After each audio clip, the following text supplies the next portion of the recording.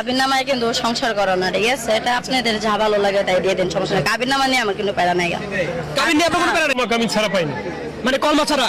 না, কলমা এবং কাবিন দুইটাই হইতে হবে। দুইটাই হতে হবে। আপনি কি বলেন? কামিন হইবে, দুই কলম হইবে, কামিন হইবে, দুইটাই হবে। কত লক্ষ টাকা আমরা কাবিন করতে পারি? কত 2 লাখ। হ্যাঁ, আপনি এখন নিয়ে যাবেন? সত্যি? হ্যাঁ, যাইতে চাইলাম, নিয়ে যাবো। তুমি যাবা? জি হ্যাঁ, জি নিয়ে যাবা? জি। আচ্ছা, কি হিসাবে যাবেন? এখন কি হিসাবে নেবেন? আমি নেবো, নেওয়ার পরে না বিয়ে করতাম। এখন তো আর স্বামী স্ত্রী এখন তো বললে তো আর হচ্ছে না, এটা বিয়ের পরে তো হবে। এখন আচ্ছা, তো- বিয়ে করলে কবে করবেন বলেন?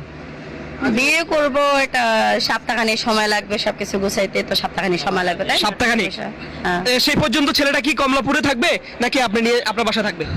ওই যদি ইচ্ছা তাহলে এখানে থাকতে পারবা, যদি বলে আমার বাসায়, তাহলে এটা তো একটু মানে বিয়ে ছাড়া কিরকম না, এটা অন্যরকম হয়ে যায় আর কি। এই দেখছেন, লজিক আছে এই মেয়েটার কথায়, 100% লজিক আছে। কারণ এই ছেলের সাথে এখন বিয়ে হয় নাই।